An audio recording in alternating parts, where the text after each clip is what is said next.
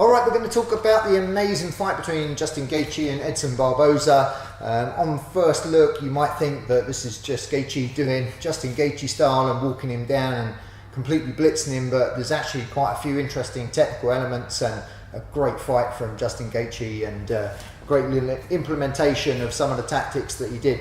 I think a key part of the game plan for those guys must have been seeing that that right hook was available, because he goes after it several times.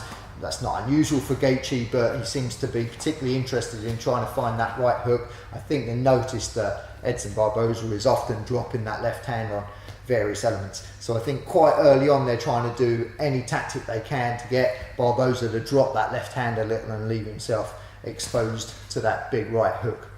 The exchanges on the legs early on are very interesting.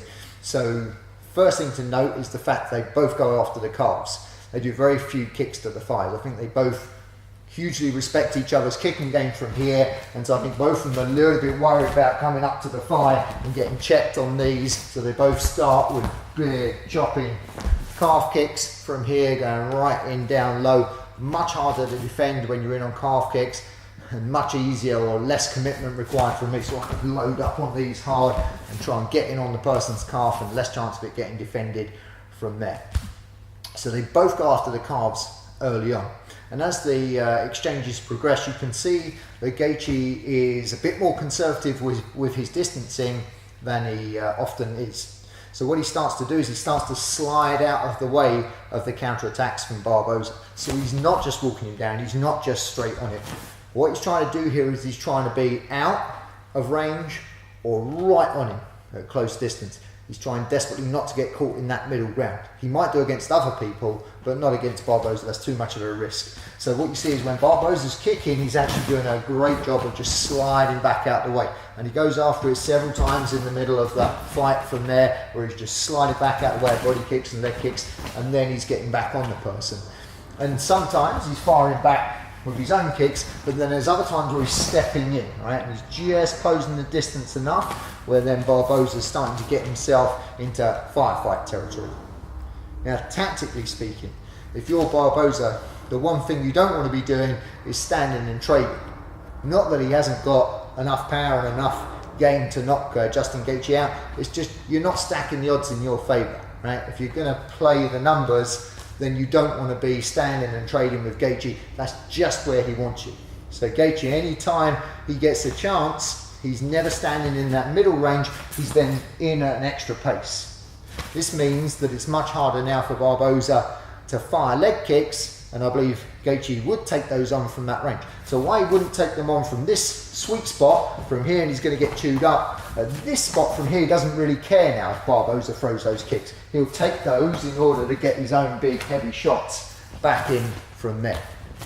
So he's hitting this tactic where he's either very far out or very close range. So sliding out, sliding out, sliding out, and then he gets a chance, he's in here where he's like, now I don't care if you leg kick me, now I'm just going to go after you, and he starts getting on those big hooks early on. Does get caught himself, gets caught himself with leg kicks in the couple of instances actually where he gets caught in mid-range, and he gets caught with punches as well, but he knows he's stacking the odds in his favour. He's dragging Barboza into his game and into his territory. There's a little glimpse of the knockout early on in the fight. Early on in the fight, if Dipak's coming in from here, he goes into an exchange and he just goes down, whether it's a fake or not, just goes down for a little knee tap from here, and on this little wrestling piece he gets Barboza to drop that hand, and immediately he's up for a big right hook. And one of the very first exchanges of the fight, you get that little glimpse of the right hook beating the low left hand of Barboza. Again, I think that was a tactic that he probably had pre-planned out, get him to exchange and counter wrestling, right? If he can counter wrestle from here and get him to drop his hands, he can come up over the top. Didn't work out that way on the finish, but it was a good early example of what the finish would bring. Left hand drops, right hook, right over the top. So he goes for this knee tap. Barboza counter wrestles a little bit too much. Bang, Gaethje comes back over the top of the right hook. The actual finish is striking against the fence. And there's some important points to note here. If we're backing someone up into the fence, we go straight back into the fence for a second from here. As we're backing this person up, what we would really like them to do is circle out to our power side. What this person would really like to do is to be able to circle off this way. So my opponent would love to be able to just slide off this way and have me turned across the fence like this, where I can't hit so many big power shots in the back. Now I can still hit other shots, maybe lead hooks from there, but it's a slightly safer way for this person to go. What I would love is that he comes out this way, from here. The classic tactic you can use in this scenario is to shut the door on that side. So if my opponent's here and I can manage to keep this side closed from here and go after this side and force him to walk out this way. Now as he walks out this way, now I can load up on some big power. So I'm trying to create the opportunity, leave a door slightly open for him to go out towards my power side so I can unload on something as he's circling off the fence. This is the much more dangerous side for Barboza to go if he's going to circle off the fence. And so he compounds issues here, he gets forced out, often on the power side, and as he's doing it, he gets caught out of stance and he gets caught with his hands down. So they're in on big heavy exchanges, and from here a lot of hooks coming in from Gaethje, and Barboza comes out and he's out of stance, his hands drop as he comes down, and here, again, I believe this will be an exchange that Gaethje knows that he's going to be looking for. He switches stance, right? So he's on a left stance from here, he just pivots, and he's on a right leg lead as he fires that big right hook in, and the rest is the wonderful knockout, and Barboza being completely out from that position. So once again, if you're here and backing someone into the fence, they want to get out to this side, you shut the door on this side, big hooks coming in, you wait for them to wander off to this power side, and in this instance, Gaethje switching stance, so coming from his left lead to his right lead and catching Barboza napping.